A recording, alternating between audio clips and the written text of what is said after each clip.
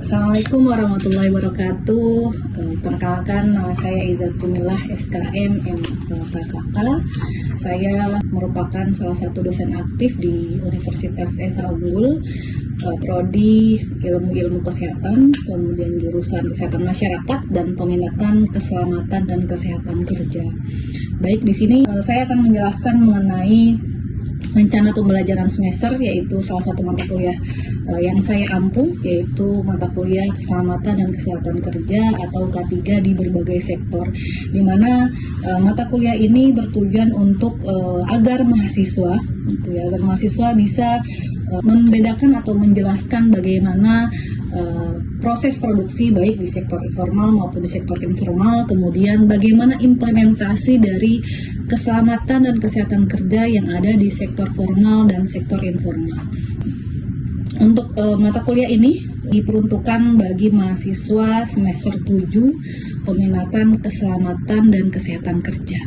Di mana siswa yang mengambil mata kuliah ini merupakan mahasiswa yang sudah memilih peminatan keselamatan dan kesehatan kerja.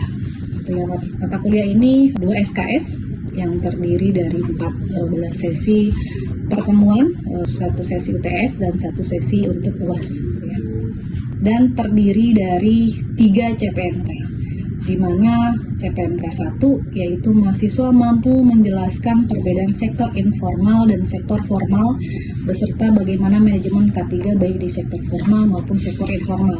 Kemudian untuk CPMK 2 ini mahasiswa bisa menjelaskan dan menguraikan bagaimana proses industri baik di sektor formal maupun di sektor informal. Dan yang CPMK ketiga, ini mahasiswa dituntut untuk bisa menjelaskan dan bisa mengevaluasi ataupun menguraikan bagaimana implementasi K3 atau aplikasi K3 di berbagai sektor industri, baik sektor industri formal maupun sektor industri informal. Kemudian dari 3 CPMK tersebut diturunkan menjadi 14 sub CPMK, di mana sub CPMK pertama atau sub CPMK 1 mahasiswa menjelaskan definisi dari sektor formal dan sektor informal serta dasar hukum yang menaungi kedua sektor tersebut. Kemudian sub CPMK kedua, mahasiswa dituntut untuk bisa membedakan antara manajemen K3 secara umum, kemudian manajemen K3 baik di sektor formal maupun manajemen K3 di sektor informal. Kemudian untuk sub CPMK ketiga, mahasiswa diminta atau dituntut untuk bisa menguraikan bagaimana proses produksi di sektor formal maupun di sektor informal. Kemudian sub CPMK keempat, mahasiswa mampu menguraikan proses industri di sektor informal.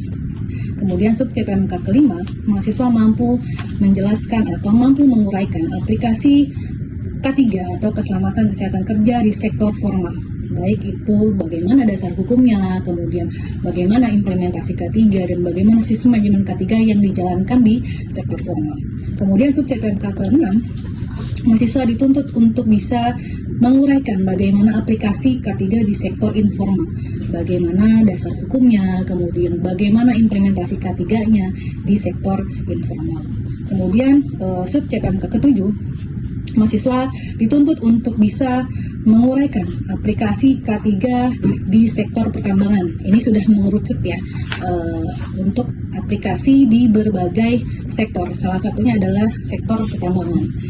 Kemudian sub CPMK ke-8, mahasiswa dituntut untuk bisa menguraikan aplikasi K3 di sektor minyak dan gas bumi atau yang sering kita sebut sektor oil and gas. Bagaimana dasar hukumnya yang menaungi, kemudian bagaimana implementasi K3-nya, serta bagaimana sistem manajemen K3 yang dijalankan di sektor oil and gas.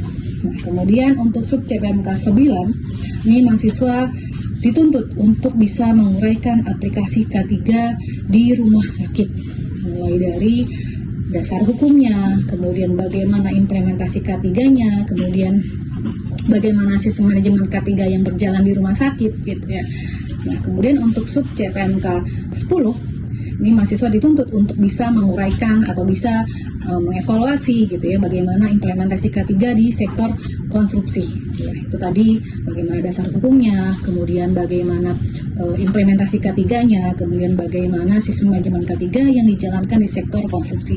Kemudian sub CPMK 11 ini mahasiswa mampu menguraikan atau bisa mengevaluasi bagaimana implementasi K3 atau aplikasi K3 di industri manufaktur.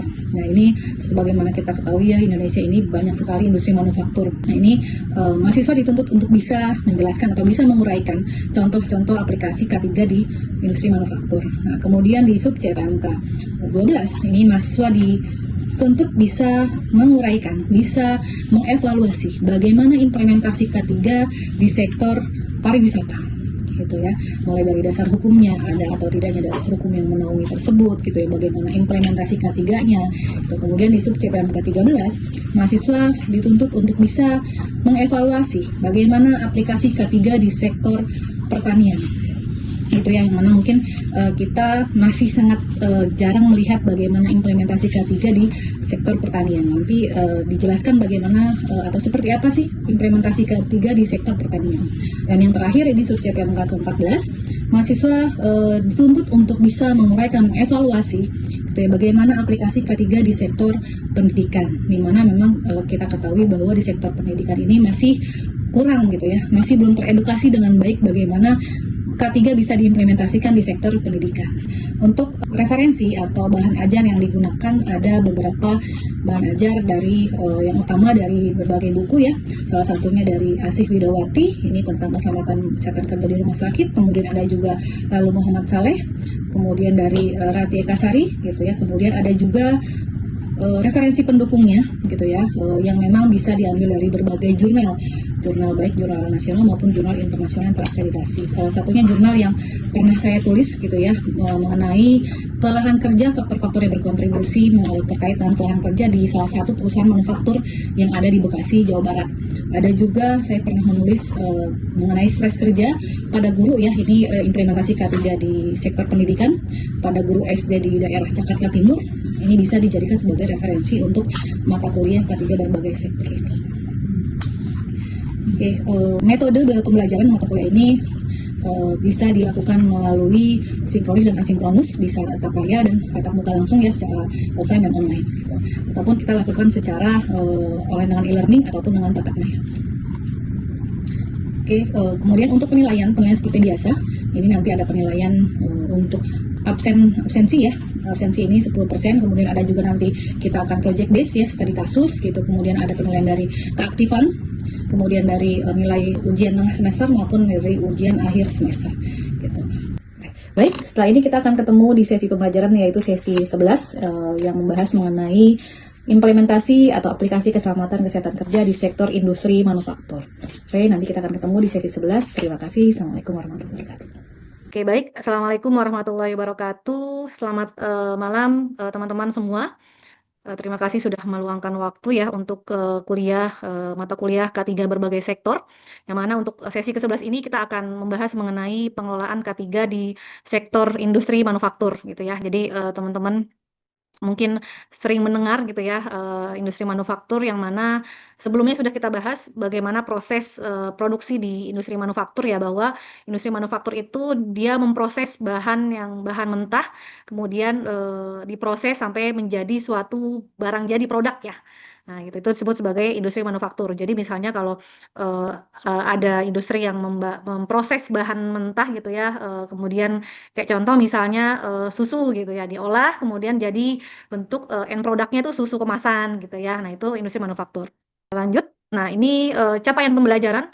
Ini yang pertama kita harus paham ya bahwasanya di industri manufaktur ada dasar hukum yang memang mewajibkan untuk sektor manufaktur menerapkan K3 gitu ya. Kemudian memahami bahwa K3 pada industri manufaktur dan bahaya-bahayanya apa saja sih, bahaya-bahaya dan risiko yang ada di industri manufaktur. Kemudian program-program K3 yang memang ada atau dijalankan di sektor manufaktur gitu ya. Oke, nah ini dasar hukumnya. Mungkin sama seperti industri lainnya gitu ya, ada beberapa dasar hukum yang memang mewajibkan atau sebagai landasan kita untuk menerapkan keselamatan kesehatan kerja atau SMK3 itu Kenapa sih K3 itu penting di dalam industri manufaktur? Nah, kita lihat bahwa banyak sekali kematian gitu ya di Indonesia, khususnya yang memang pekerja ya.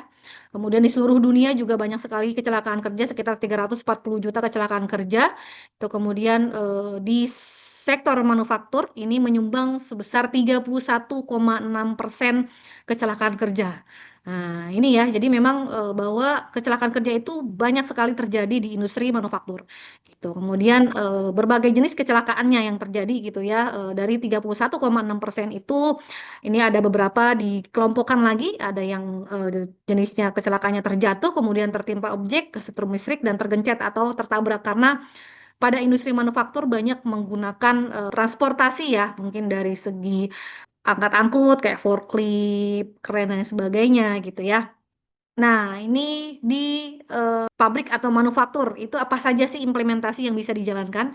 Itu bisa berupa building safety, yaitu keselamatan pada area gedungnya ya. Itu kemudian machinery safety, ya peralatan yang memang harus yang digunakan itu harus safe, harus aman ya. Ada guardingnya, safeguardingnya. Kemudian terkait dengan eh people-nya ya, ke manusianya juga gitu, terkait dengan pekerjanya gitu, dan kemudian lingkungannya. Kemudian ada juga proses safety. Nah, ini memulai dari bahan baku yang digunakan, kemudian diproses sampai dengan barang jadi atau end product itu ada yang namanya disebut sebagai proses safety. Terkait dengan mungkin bahan kimia yang digunakan, peralatan yang digunakan. Nah, itu yang biasa digunakan dalam industri manufaktur ya, makanya harus dikembangkan sebagai proses safety gitu. Nah ini contoh kecelakaan-kecelakaan yang memang bisa terjadi di industri manufaktur gitu ya. Nah ini mungkin tertimpa, kemudian terjepit, kebakaran gitu ya. Kemudian dan sebagainya. Inilah industri-industri yang memang kecelakaan yang memang bisa terjadi di industri manufaktur gitu. Nah, ini kalau kita lihat tadi udah ada jelas ya, ada dasar hukumnya gitu ya, bahwasanya implementasi K3 itu dijalankan berdasarkan dari adanya standar dan dasar hukumnya gitu ya, mulai dari ada standar keselamatan bangunan, ada SLF, kemudian keselamatan penggunanya, sistem manajemen tanggap darurat ini pun harus dinyatakan layak gitu ya, kemudian keselamatan operasional, hygiene industri dan sebagainya, sehingga tujuan K3-nya tercapai gitu ya. Tujuan keselamatan kesehatan kerjanya tercapai, tidak ada kecelakaan kerja maupun penyakit akibat kerja gitu. Karena eh, kalau Dupont menyebutkan gitu ya bahwa good safety is good business. Jadi kalau safety-nya bagus, implementasi K3-nya baik, otomatis ini akan berjalan beriringan ya terkait dengan bisnisnya juga gitu ya. Nah, ini berbagai macam implementasi K3 yang bisa diterapkan di manufaktur ya. Ada guidance, jadi biasanya tuh manajemen atau si organisasi menerapkan guidance-nya. Nah, ini sering kita lihat atau sering disebut sebagai HSE policy atau kebijakan K3, di mana memang ini merupakan salah satu bukti nyata lah. Jadi kalau kita bilang manajemen itu misalnya komit gitu ya, jangan hanya komat kamit nih gitu, tapi komit ini dituangkan dalam HSE policy gitu. Karena di sini ada nih jelas ya, ada improvement dari manajemen.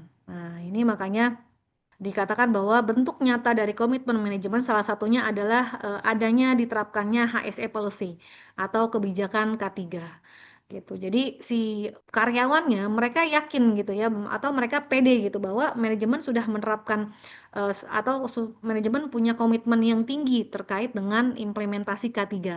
Nah, makanya ada HSE policy.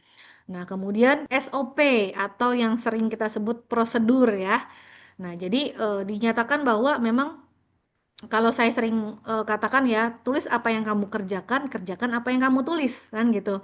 Jadi semua yang kita lakukan di tempat kerja gitu ya, itu ada standarnya, ada acuan kerjanya gitu. Jadi biasanya standar itu dituangkan dalam prosedur, acuannya, langkah-langkah kerja misalnya gitu. Misalnya langkah kerja penggunaan forklift. Nah, udah jelas nih acuannya, harus apa dulu misalnya pre-inspection. Kemudian nyatakan forkliftnya dalam kondisi baik, APD-nya lengkap gitu ya. Kemudian sistem navigasinya oke, remnya juga aman semua. Nah, itu kan jelas ya, ada SOP-nya, ada aturannya. Kemudian ada aturan, misalnya forkliftnya tidak boleh ada orang yang ada atau tidak boleh berpenumpang gitu ya. Nah, itu kan jelas gitu ya bahwa memang ada aturan aturan mainnya atau ada prosedurnya dalam menjalankan setiap aktivitas di tempat kerja. Jadi kalau misalnya nanti di tempat kerja jelas gitu ya bahwa ditemukannya ada kecelakaan, misalnya ada terjadi kecelakaan. Nah, itu disebabkan karena tidak mematuhi prosedur. Nah, berarti kita pastikan dulu prosedurnya ada. Nah, jangan sampai dikatakan tidak mematuhi prosedur. Tapi ternyata prosedurnya ada. Nah, prosedur yang mana nih? Ya, gitu ya. Jadi harus ada SOP sebagai guidance si pekerja dalam melaksanakan aktivitas pekerjaannya. Kemudian apalagi biasanya ada HSE handbooks ya atau safety handbooks yang memang ini sebagai acuan buat si karyawan gitu ya, apa saja sih aturan-aturan K3 yang diberlakukan di tempat kerja ini gitu ya. Apa saja sih yang memang do or done gitu ya, boleh atau tidak bolehnya seperti apa gitu. Kemudian, nah ini golden rules. Biasanya ini mungkin di perusahaan-perusahaan atau tempat kalian bekerja ya, teman-teman bekerja. Nah ini ada beberapa golden rules of safety. Jadi istilahnya tuh moto lah. Nah, moto safety kita tuh apa gitu. Nah ini biasanya ada nih gitu ya. Mungkin ada entah seven golden rules atau misalnya five golden rules, tergantung dari kebutuhan perusahaan gitu. Jadi bisa tergantung dari perusahaan ya, bisa berubah-ubah lah istilahnya seperti itu. Kemudian apa lagi? Nah, ini biasanya ada HSE awareness training ya. Training-training yang memang diperuntukkan atau memang dipersyaratkan oleh perusahaan gitu ya. Atau misalnya kita mematuhi peraturan perundang-undangan. Contoh misalnya apa? Operator forklift. Nah, dia harus memiliki SIO karena di peraturan Permenaker itu jelas wajib bahwasanya yang mengendarai pesawat angkat-angkut atau forklift misalnya wajib memiliki SIO, surat izin operasional ataupun kren ya. Nah, itu harus memiliki SIO dan sebagainya. Itu contoh HSE training. Kemudian ada lagi apa misalnya contoh P3K. Nah, karena kan mungkin kalau misalnya tidak ada paramedis di tempat kerja gitu ya. Nah, ini menyediakan kotak P3K atau hanya ada peralatan P3K tanpa ada medisnya. Nah, makanya diwajibkan untuk memiliki petugas P3K di tempat kerja. Nah, itu kan sesuai dengan standar gitu ya. Nah, kemudian apalagi sih contoh dari implementasi K3 di manufaktur? Adanya emergency response atau ERP atau emergency preparedness and response. Emergency plan ya kalau misalnya kita bilang atau ERP. Dia harus ada prosedurnya gitu ya. Kemudian ada trainingnya, dibentuk timnya. Kemudian nanti prosedurnya harus dikaji ulang atau direview atau yang mungkin teman-teman di tempat kerja pernah nih mengikuti kegiatan emergency drill ya. Nah, ini salah satu kegiatan di tempat kerja yang memang berkaitan dengan emergency response and preparedness gitu. Ya, kemudian apalagi ada HSE induction. Nah, teman-teman mungkin di tempat kerja ini ada yang namanya HSE induction atau pernah dengar ya.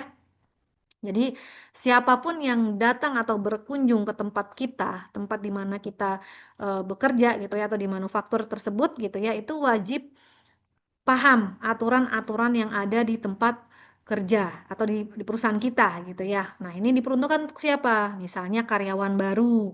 Karena kan dia belum paham ya lokasi, kemudian lokasi peralatan emergensi, kemudian lokasi master point gitu, kemudian bahaya dan risiko yang ada di tempat kerja gitu ya. Kemudian apalagi? Mungkin ada pekerja outsourcing ya atau kita pakai subkon misalnya atau pakai vendor gitu ya. Nah, ini bisa kita lakukan atau kita berikan HSE induction. Kemudian atau karyawan-karyawan memang yang memang belum pernah dilakukannya HSE induction. Nah, ini harus dilakukan HSE induction atau induksi K3 kalau bahasa ininya ya. Mungkin bahasa di manufaktur disebut sebagai induksi K3 ya gitu. Jadi diberikan edukasi lah gitu. Kalau misalnya terjadi kondisi darurat, nah ini harus ngapain? Nah, kemudian harus kemana? Master point-nya harus ikutin siapa gitu ya. Kemudian ada lagi terkait dengan bahwa terkait dengan laws and regulation. Ini standar ya, standar yang memang harus dipatuhi oleh industri manufaktur. Ini kurang lebih ada sekitar misalnya 129 regulasi terkait dengan K3 atau HSE. Banyak sekali sebenarnya. Jadi regulasi HSE ini yang bisa kita patuhi yang memang applicable di tempat kerja kita gitu ya. Kalau misalnya tempat kerja kita ini hanya ada misalnya 120 ya sudah 120. Contoh misalnya apa? Eh, Regulasi mengenai pesawat angkut forklift gitu, misalnya aturan mengenai forklift. Sedangkan di tempat kerja kita nggak punya forklift nih ya sudah, berarti nggak perlu kita patuhi karena nggak ada nih forkliftnya. Gitu ya. Jadi sesuai dengan industri yang memang dijalankan K3-nya gitu. Jadi memang disesuaikan dengan industri lah gitu. Nggak semuanya harus harus implementasi gitu ya semuanya. Kayak contohnya misalnya peraturan dari SKK Migas.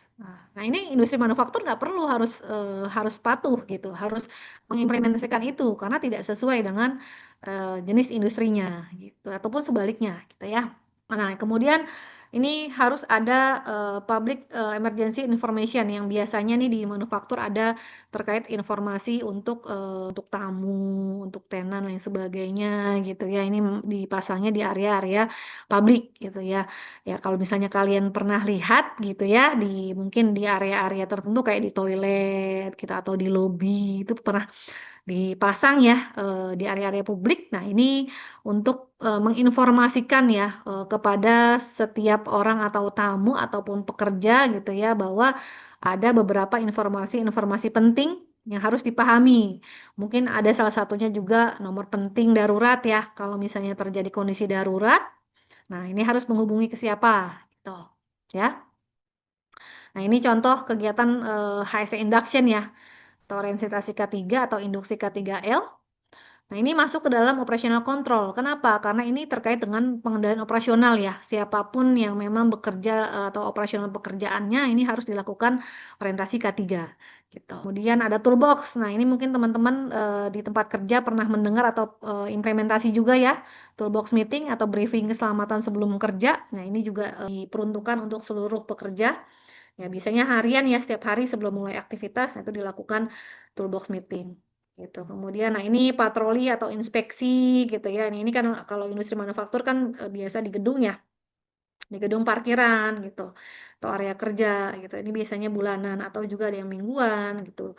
Biasanya dilakukan secara bersamaan ya, mungkin bisa dengan manajemen juga, dengan tim HSE juga gitu. Nah, ini ada biasanya ada monthly meeting ya atau rapat bulanan K3. Nah, ini kalau misalnya ada beberapa departemen, nah ini yang ikut dalam monthly HSE meeting biasanya dari seluruh departemen. Nanti akan dibahas mengenai isu-isu K3. Apalagi isu-isu K3 yang memang ada di bawah departemennya gitu. Misalnya departemen produksi gitu ya. Ini bulan lalu kita ada beberapa kecelakaan. Atau misalnya kita ada keluhan nih terkait dengan safety gitu, terkait dengan K3.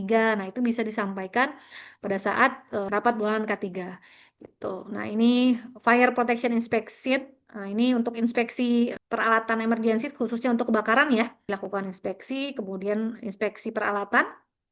Nah, kemudian ini security, check and inspection juga ya. Kalau misalnya ada security-nya, ada kamera CCTV, kemudian patroli dijual di luar jam kerja normal. Kalau misalnya shift malam ya, misalnya. Nah, ini sign-signs. Nah, ini teman-teman mungkin lebih sering melihat ini ya, signs. Nah, ini untuk fire safety, ada program kerjanya jelas, prosedurnya, fasilitas apa saja, pelatihan sama kayak seperti emergency drill gitu ya, program kerja, job desk-nya masing-masing gitu. Kemudian apa saja potensi kejadian darurat yang mungkin terjadi di industri manufaktur gitu ya. Kebakaran, mungkin gempa bumi, terus kesiapsiagaan medis, ancaman bom gitu ya dan lain sebagainya. Nah, ini struktur tim tanggap darurat. Nah, ini mungkin bisa berbeda-beda tergantung kebutuhan ya. Nah, ini program. Nah, ini pasti ada tim tanggap darurat ini harus memiliki, harus diberikan training ya.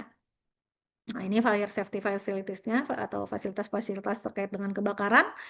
Ada fire alarm, kemudian APAR, hidran, sprinkler, kemudian heat detector ya.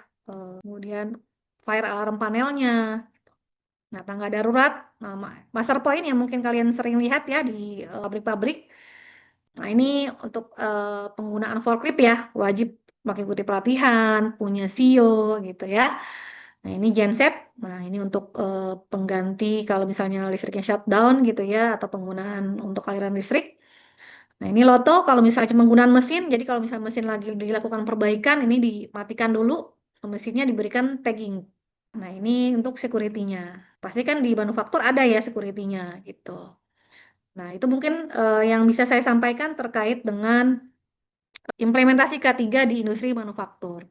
Nah, sekarang kita buka untuk sesi pertanyaan. Mungkin karena waktunya tadi sudah di-announce ya, atau sudah diperingati ada sekitar 10 menit, waktunya terbatas. Jadi teman-teman yang mau bertanya, monggo silahkan dibuka sesi pertanyaan ya. Izin bertanya Bu Iza. Ya, silakan Ya, Mbak Bu, Sheila ya. iya, Bu di industri manufaktur itu kan biasanya sudah punya dasar hukum implementasi K3 ya. Ya. Namun biasanya implementasi atau kenyataannya itu masih banyak industri yang belum menerapkan K3 itu kenapa dan gimana ya Bu? Terima Oke. kasih Bu.